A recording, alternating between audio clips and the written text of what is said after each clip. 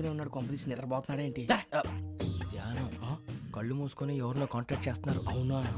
అబ్బా రామ్ ప్రసాద్, నీకు నిజం చెప్పాలంటే బాధగా ఉంది, కానీ చెప్పక తప్పదు. ఎందుకంటే అది నిజం కాబట్టి. Correct sir, correct. ఏంటి సార్ అది? నీకు 40 ఏళ్ళు వచ్చే వరకు కష్టాలు తప్పవు గురూజీ. అవి మామూలు కష్టాలు కావు, అష్ట కష్టాలనే చెప్పాలి. ఉదాహరణకు అవి ఎలా ఉంటాయంటే, దొరక్క నీకు ఫుడ్ దొరికితే అది నీ నోటికందే లోగా నీ కాలో నీ చెయ్యో తగిలే మట్టిపాలైపోతుంది. నీ వాకలికి తట్టుకోలేక అప్పు కోసం ఎండను పడి వెళితే అక్కడ తాళం వేసి ఉంటుంది. మరో కఠోరమైన నిజమేమిటంటే, నీ దరిద్రాన్ని చూసి భరించలేక నీ భార్య లేచి వెళ్ళిపోతుంది. ఒక్కతేనా ఎవరితోనన్నా? తప్పు. అతని దురదృష్టాన్ని చూసి ఎగతాళి చేయకు రమణ. Sorry sir. ఇదయ్యా రాంప్రసాద్, నువ్వు ఈ 40 ఏళ్ళు ఈ నరకాన్ని అనుభవించక తప్పదు. 40 ఏళ్ళ తర్వాత అలవాటైపోతుంది. ఇక నువ్వు వెళ్ళొచ్చు. ఏమో వెంకటేశ్వరరావు, కులాసైనా రమ్మన్నారట. నీకు శుభవార్త చెబుదామని పిలిపించాను. ఏంటి గురూజీ? నీకు శుక్రమహాదశ ప్రారంభం అవబోతుంది. అంటే శనిగా సెట్ అయిపోయినట్టేనా? ఆల్మోస్ట్ అయిపోయినట్టే. మీరంతా టోపీలు పెట్టుకునే ఉద్యోగాలు కూడా చేసుకుంటారు. ఇప్పటిదాకా మేమందరికీ టోపీలు పెట్టాం గానీ మాకు మేమే టోపీలు పెట్టుకుంటాం ఎప్పుడు అనుకోలేదు గురూజీ. అదే విధి. మరి ఇప్పుడు బిల్ల బంటోతు నుంచి బీట్ కానిస్టేబుల్ వరకు అందరికి నెత్తిమి టోపీలు ఉంటాయి. అందులో ఏ ఉద్యోగం? ఎస్ఐ గారు కూడా టోపీ పెట్టుకుంటారు తెలదా? ఏది మన చదివే చదువులకు ఎస్ఐ ఉద్యోగాలు ఇస్తారేంటి? గ్రహాలు శాసిస్తున్నప్పుడు చదువులతో పని లేదు. ఏబిసిడీలు చదివినా చాలు మీ జీవితాలు విచిత్రమైన మలుపులు తిరుగుతాయి. మీకు విపరీతమైన ఫాలోయింగ్ వచ్చేస్తుంది. మీరు చాలా ఫేమస్ అయిపోతారు. వింటానికి చాలా బాగుంది. ఇప్పుడు మమ్మల్ని ఏం చేయమంటారు గురూజీ? ఏమీ చెయ్యదు, వెయిట్ చేయండి. కాలం కలిసి వస్తే అదృష్టమే మిమ్మల్ని గేలం వేసి పట్టుకుంటుంది. అంతవరకు వెయిట్ చేయండి. వెయిట్ చేసి కొంచెం వెయిట్ కూడా పెరిగింది. అయినా పర్వాలేదు, వెయిట్ చేస్తాం. అందాక ఏ అప్పు సపోర్ట్ చేసుకుని తాగుతాం, బ్రతుకుతాం. అన్నట్టు అప్పు అంటే గుర్తొచ్చింది. అప్పు మీద మీ అభిప్రాయం ఏంటి గురూజీ? ఏంటరా ఇంత నుంచి మీకు ఎదుగుతున్నాను రా. ఇక్కడేం చేస్తున్నారు? మన టైం బాగుందిరా. ఎవడన్నా అప్పిస్తున్నాడా ఏంటి? కాదురా, ఉద్యోగాలు ఇస్తారమ్మన్నాడు. గురూజీ చూసారా, చౌదరిగా చెప్పింది నిజమే. మరి శుక్రమహాదేశ్ మొదలైంది. ఇంతకీ ఎవరా మహానుభావుడు? నమస్కారం. అయినా నేను చెప్పింది. ఆహా, సాక్షాత్ ఎంప్లాయ్మెంట్ ఎక్స్చేంజ్ నడుచుకుంటూ వస్తున్నట్టు ఉంది. పదండి పట్టేద్దాం. నమస్కారం సార్. నమస్తే. వీలే సార్ మా ఫ్రెండ్స్. నమస్తే. నేను చెప్పానుగా, భగవాన్ గారు. ఆహా, పేర్లోనే దేవుడు ఉన్నాడు. లోపల కూడా పాజిటివ్ థింకింగ్ ఎక్కువ. ఇంతకీ మీరు ఇండియానా చైనీసా?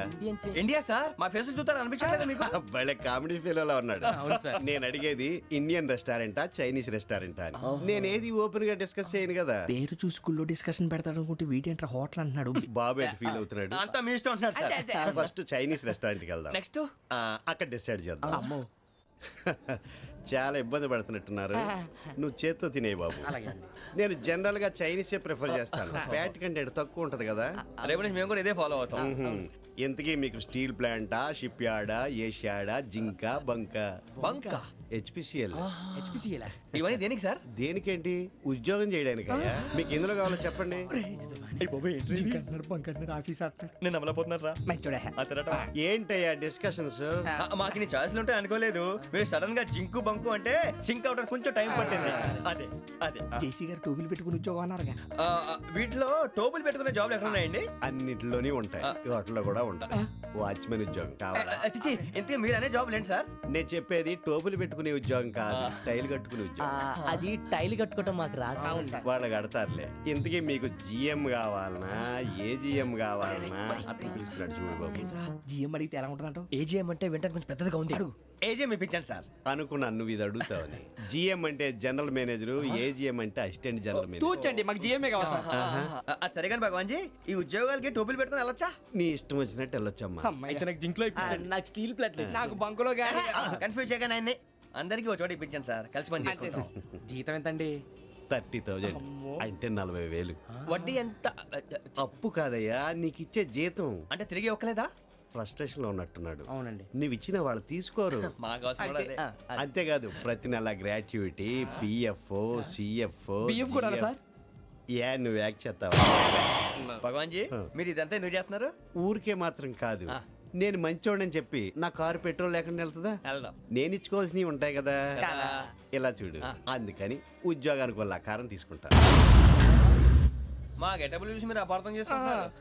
మాకంత పొజిషన్ లేదండి బాబు. పోనీ నలుగురు కలిసి ఉద్యోగం చేసుకోవచ్చా? మీ దరిద్రం నాకు అర్థమైంది. థ్యాంక్స్. మీ నలుగురు కలిసి ఓ ₹1,00,000 ఇవ్వండి చాలు. నేను నమ్మనరా, డబ్బుల విషయంలో అసలు నమ్మను. నాన్నగారు మీరు అలా అంటాం భావ్యం కాదు. ఏదో జేసీ గారి సిఫార్సు వల్ల శని గారు సైడ్ అయ్యి శుక్రవారం మొదలైంది. ఉద్యోగం దానంతటి అదే వెతుకుంటూ వచ్చింది. అందుకని ఇంకేం కావాలో చెప్పండి. స్టీల్ ప్లాంట్ లో జీఎం అని పెద్ద పోస్ట్ అమ్మా. జీతం 30,000, నెల నెల ప్రమోషన్లు, సిఎఫ్లు, డిఎఫ్లు, పిఎఫ్లు, బిఎఫ్లు. ఇవన్నీ నువ్వు చదివిన చదువుకే. అబ్బాబే దీనికి చదువుకి సంబంధం లేదండి. చెప్పాను కదా శుక్ర మహాదశ. అది దాని పవర్ అనుకోండి, ఎఫెక్ట్ ఈ అనుకోండి. రోజుల్లో కూడా గ్రహాలు ఏటా nonsense. అబ్బా ఏంటండి వాడన్న ప్రతిదాన్ని ఇలా కొట్టి పడేస్తారు. చిన్నప్పటి నుంచి లక్షలు పోస్ట్ చదివించారు. అమ్మా నువ్వు లేని పోనీ పెట్టుకో. లక్షలు ఎక్కడైనా ఊరుకోరా, మాట వరుస కదాలే. ఒక 25,000 ఇస్తే వాడి జీవితం సెటిల్ అయిపోతుంది అంటున్నాడుగా. అంతగా ఆలోచిస్తారేంటండి? అమ్మా నాకు ఉద్యోగం రాగానే మీ అందరినీ స్టీల్ ప్లాంట్ షిఫ్ట్ చేస్తానే. ఓకే నువ్వు చెప్పేదంతా కరెక్టేనా? నాన్నగారు మీకు అంత అనుమానం అది ఇవ్వకండి.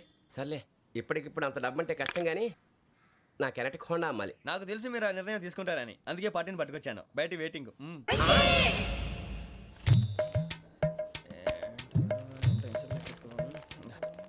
ఇవ్వండి. భగవాన్ జీ మీతో నాకు కుదరదండి. మీరు తేడా మనుషుల్లా ఉన్నారు. చూడటానికి అలా కనపడతాం కానీ తేడా మనుషులు కాదండి. ఇది ఎంతో లెక్క పెట్టండి. 5,000 తగ్గిందండి. ఆ విషయం నాకు ముందు చెప్పాలి కదా. ఇది తేడాతనం కదా. సర్దుబాటు కాక జరిగిన పొరపాటు. మా దరిద్రం మీకు తెలియంది కాదు. మీ ప్రాబ్లమ్స్ నాకు అనవసరం అండి. ఇప్పటికే మీ మూలంగా 3 లక్షలు బొక్క తెలుసా. మీరు ఫేస్ అంత చిరాగ్గా పెట్టకండి. రే ఆ గొలుసు ఎవరా? తొందరగా ఎవరా? ఆయన కోపం వస్తుంది. ఇదిగో తీసుకోండి. తీసుకోండి ప్లీజ్. భగవాన్ గారు తీసుకోండి సార్ ప్లీజ్. భగవాన్ గారు మీ కోపం తగ్గిందా? కోపం కాదు వెంకటేశ్వర గారు, ఎందుకో మోసాన్ని భరించలేను. అది నా బలహీనత. ఇవన్నీ వదిలేయండి. ఇంకోసారి పొరపాటు జరగదు. మేము ఎప్పుడు జాయిన్ అవ్వాలో చెప్పండి. కొత్త బట్టలు కొనుక్కోవాలి. మీరు ఆ పనిలో ఉండండి. పొద్దున్నే గుడికి వెళ్ళి 9:30 కల్లా మొన్న వచ్చారే ఆ ఆఫీస్కి వచ్చేయండి. మీ అపాయింట్మెంట్ ఆర్డర్స్ రెడీగా ఉంటాయి. 8:30కి వచ్చేస్తాం. మీరు వచ్చిన వాళ్ళ తలుపులు తీరు. మీ కంగారు నేను అర్థం చేసుకోగలను. ఇంతకాలం పని లేక స్తంభించిపోయిన మీ జీవితాలు ఇక నుంచి వేగం పుంజుకుంటాయి. ఆయన ఉన్నారా? ఎవరు? భగవాన్ గారు. మీరెవరు? ఆయన క్లోజ్ ఫ్రెండ్స్. సరే లోపల రండి. పదా సార్ వీళ్ళు భగవాన్ క్లోజ్ ఫ్రెండ్స్ అంటారు. సరే నువ్వు వెళ్ళి నేను మాట్లాడతా. సార్ మీరంతా భగవాన్ స్నేహితులా? అవును, అలాంటి స్నేహితులు ఉన్నందుకు గర్వపడుతున్నాం. సరే ఏంటి సంగతి? ఏముంది, మా అపాయింట్మెంట్ ఆర్డర్ చేస్తే పట్టుకులు చేరిపోతాం. ఈ రోజు గురు పౌర్ణమి, మంచి రోజు. అపాయింట్మెంట్ ఆర్డర్ ఏంటి? మీకు అందాల్సిన నీకు అందనట్లేదు. ఏంటది? ఏంటంటావేంటి? ఒక్కోడు 25,000 ఇచ్చాం. భగవాన్ గారి హెల్పింగ్ నేచర్ కాబట్టి తక్కువ రేటుకి ఒప్పుకున్నాడు. ఇంతకీ ఇది ఏ ఆఫీసో మీకు తెలుసా? తెలుసుకోవాల్సిన అవసరం మాకు లేదు. కానీ చెప్పాల్సిన అవసరం మాకుంది. యాంటీ కరప్షన్ బ్యూరో అంటే అవినీతి నిరోధక శాఖ. లంచం తీసుకోవటమే కాదు, ఇవ్వటం కూడా నేరం. మీ భగవాన్ గారు ఒక 420. మా బాబుకి ఎన్ని తిట్లు వచ్చిన విషయం నిన్నే తెలిసింది నాకు. ఇంతవరకు మా బాబు నా ఒట్టుమే చేయలేదని మీ అందరితో గర్వంగా చెప్పుకునేవాడిని. First time man handing record 5,000 తక్కువే నా గోల్ చెలుగు లాగేస్తున్నాడు. అరే అరే కోపడకండి రా, వాడు ఇక్కడే దొరుకుతాడని మా ఫ్రెండ్ చెప్పాడు. తొక్క దొరుకుతాడు. మీకు జింక్ లో కావాలనా, బంక్ లో కావాలనా, స్టీల్ ప్లాంట్ లో కావాలనా, షిప్ యార్డ్ లో కావాలనా? అంటే ఎక్కడ పడితే అక్కడ ఇప్పిస్తారా సార్? ఎక్కడ పడితే అక్కడ ఎలా కావాలంటే అలా చేసుకుందాం. ఇబ్బంది ఏమీ లేదు. ఆపరేషన్ లో కావాలనా? అవి గేమ్స్ కదా సార్. ఆ స్పోర్ట్స్ కోటా లేవయ్యా. ఏమైంది సార్? ఉద్యోగాలు ఇప్పించమని ఎంట పడుతున్నారు. నువ్వు టచ్ లో ఫోన్ చేయ.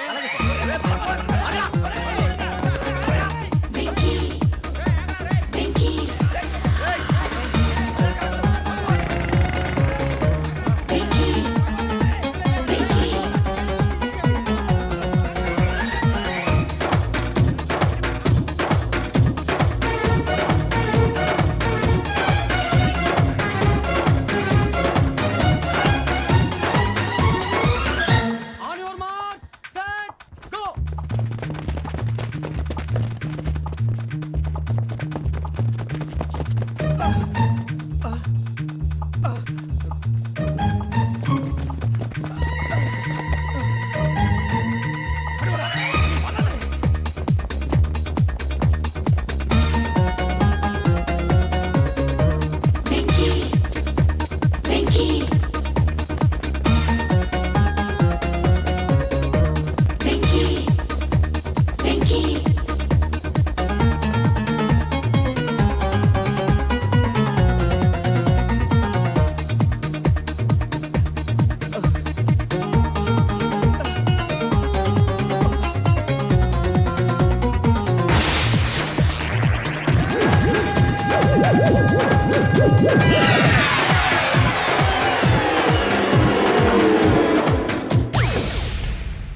1.5. అవును సార్.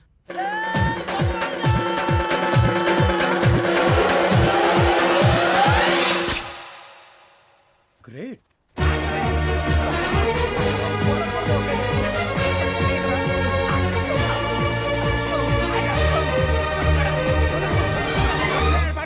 మీ నలుగురు సెలెక్ట్ అయ్యారు. దేనికి? ఎస్ఐ సెలక్షన్స్ లో మీరు ఫిజికల్ టెస్ట్ అన్ని పాస్ అయ్యారు.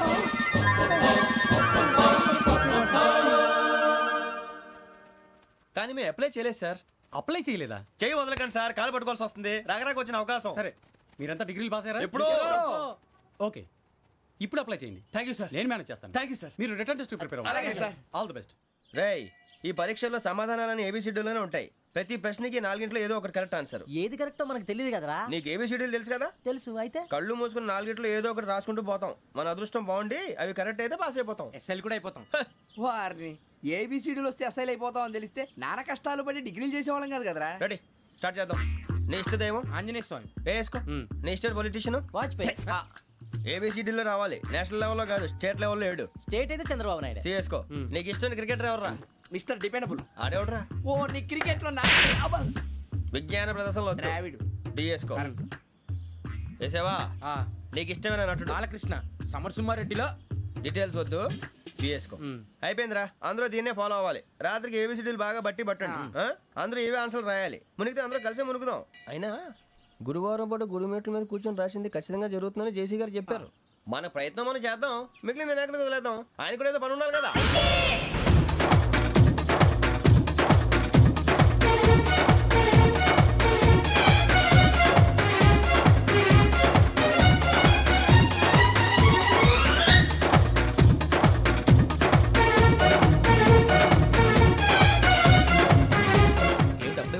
మేము దేవుడిని నమ్ముకున్నాం, అందుకే ఫాస్ట్. వాళ్ళని నమ్ముకున్నారు, అందుకే లేట్. అర్థం కాల.